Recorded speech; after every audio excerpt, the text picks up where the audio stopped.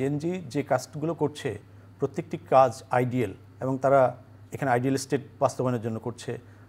তিউনিসিয়াতে করেছে, মিশরে বেশিরভাগ যে ওই জেনারেশনই ছিল গত দশকে, কিন্তু এটা তো বলা হচ্ছে না।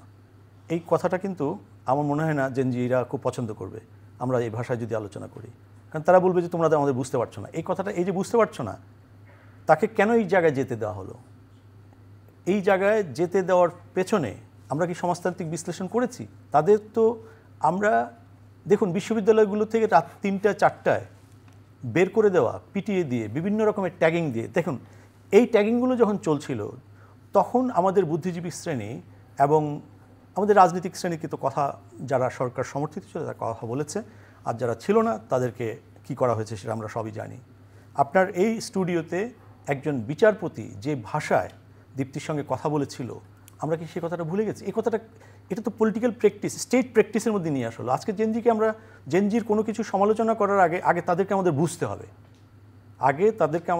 হবে, কেন এই ভাষাটা কোথা থেকে আসলো এবং কেন এই জায়গায় গেল। স্টেট যখন পয়েন্ট অফ নো রিটার্নে চলে যায় তখন এইভাবেই যুগের পর যুগ কোনো না কোনো এর একটা ডেফিনিশন আছে, আপনি জানেন। আমি সেটিতে না গিয়ে, একাডেমিক কথা না গিয়ে আমি আপনাকে একটা কথা বলতে চাই, সেটি হচ্ছে বিদেশে যখন এই কাজগুলো হয়, গত 20 বছর আমি বাইরে থাকি এবং তারও আগে যখন বাইরে ছিলাম না তখন মিডিয়ায় কাজ করতে গিয়ে দেখেছি, আমরা প্রায় এই কথাটা বলছি। এটা কেন হচ্ছে সেটা নিয়ে একটু অ্যানালিসিস করা দরকার।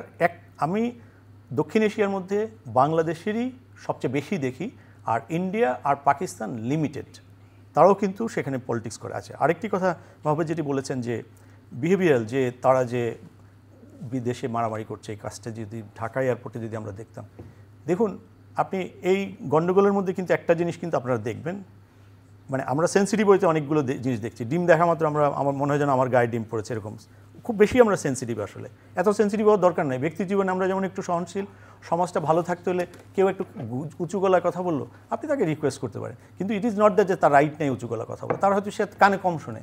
সুতরাং এক একজনের একটা বিহেভিয়ার প্যাটার্ন আছে। এত সেন্সিটিভ এখন এই কথাটা আমি কেন বলছি, দেখুন ওরা যে বিক্ষোভ করছে, ওরা কিন্তু নিরাপদ ডিস্টেন্স রেখে মেনটেন করছে। যাকে ধরেছে সম্ভবত সে কোনো পর্যায়ে টাচ করেছিল আক্তারকে, না হলে পুলিশের কাছে ওই ভিডিও না থাকলে সে তাকে 1 মিনিটের জন্য অ্যারেস্ট করতো না। কারণ হচ্ছে এই প্রতিবাদের ভাষা এটাকে অ্যালাউ করা হয় কেন জানেন? কারণ হচ্ছে যে ওই যে আমরা নাকের ডগা পর্যন্ত যে মুভমেন্টকে বলে থাকি না গণতন্ত্র, এইটাই হচ্ছে সেখানে স্ট্যান্ডার্ড লয়ের, যে আপনি প্রতিবাদ করতে পারবেন কিন্তু কাউকে হিট করতে পারবেন না, টাচ করতে পারবেন না, দ্যাট ইজ ক্রাইম।